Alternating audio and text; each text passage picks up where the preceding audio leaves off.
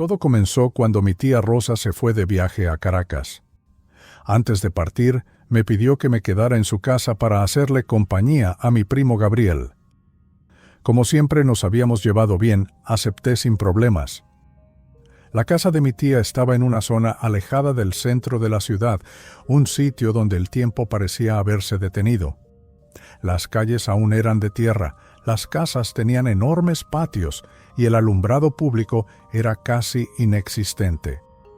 No es que las cosas en la ciudad fueran muy modernas, pero aquella zona en particular parecía anclada en el pasado. Gabriel y yo teníamos la costumbre de quedarnos despiertos hasta tarde, ya fuera jugando PlayStation o simplemente conversando de cualquier cosa. Aquella noche no fue la excepción. Eran las 11:45 de la noche cuando miré el reloj. Aunque para mí todavía era temprano, ya comenzaba a sentir sueño. Gabriel estaba recostado en un mueble junto a la ventana, mientras que yo estaba sentado en otro, a pocos metros de distancia. Hablábamos de algo irrelevante, algo que ahora ni siquiera recuerdo. Fue entonces cuando sucedió. Un sonido ensordecedor rompió la tranquilidad de la noche.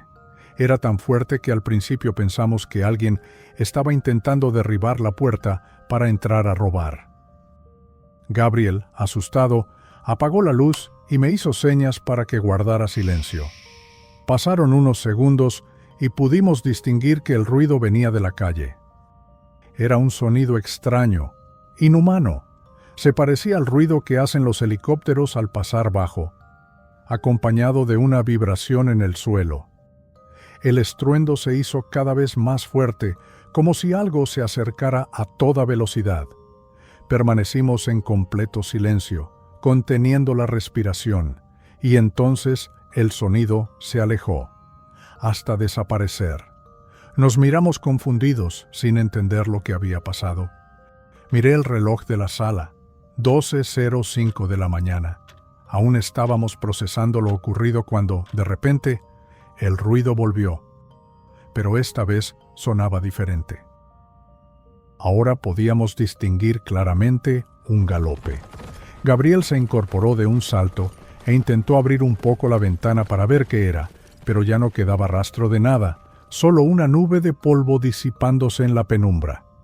Lo más inquietante de todo fue que los perros del vecindario no habían ladrado, ni uno solo. A esa hora solían ladrarle a cualquier cosa, incluso al más mínimo ruido, pero esta vez permanecieron en un silencio sepulcral. «¿Salimos a ver qué fue eso?», le pregunté a Gabriel sin pensar. «¿Estás loco? ¿Para qué vamos a ponernos a inventar a estas horas? ¿Me vas a decir que es normal que un caballo, o lo que sea, esté deambulando justo a la medianoche?» Gabriel intentó encontrar una explicación lógica. Dijo que tal vez alguien había salido tarde con su caballo porque no había tenido tiempo antes, pero eso no tenía sentido. «Bueno, tenemos dos opciones», le dije mientras me ponía la chaqueta: quedarnos aquí sin saber qué está pasando y que la historia termine aquí, o salir a investigar. Gabriel me miró con una mezcla de fastidio y temor. Al final, con un gesto de resignación, aceptó acompañarme. No sabía si estaba haciendo lo correcto, pero algo dentro de mí me decía que esto no podía quedarse así.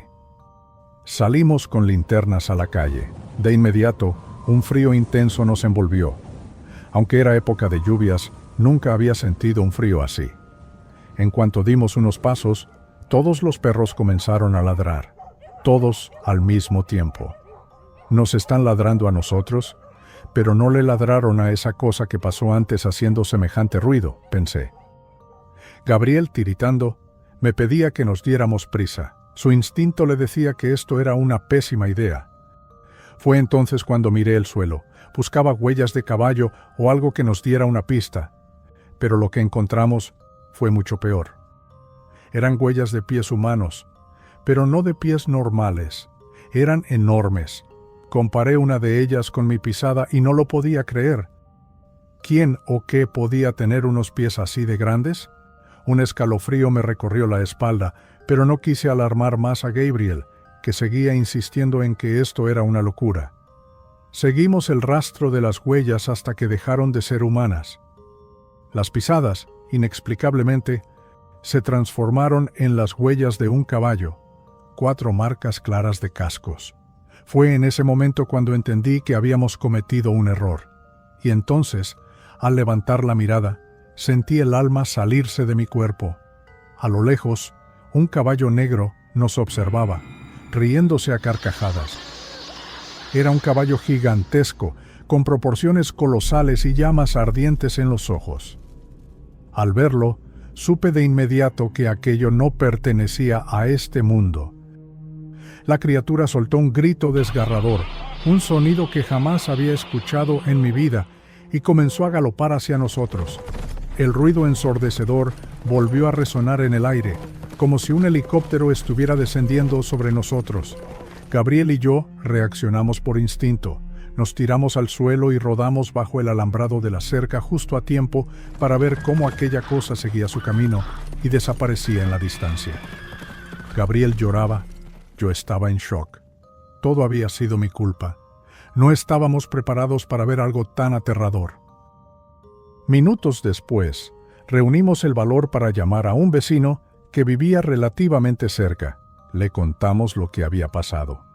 Pero él solo nos miró extrañado y nos dijo que nunca antes había oído hablar de ningún caballo en la zona. Mucho menos a esas horas de la noche. Nos fuimos a dormir con un nudo en la garganta y sin poder conciliar el sueño. Hasta el día de hoy, sigo preguntándome qué fue lo que vimos aquella noche. Porque sé que no era un caballo normal, porque sé que no era algo de este mundo, y porque, aunque quisiera olvidarlo, aún puedo escuchar su risa en mis pesadillas.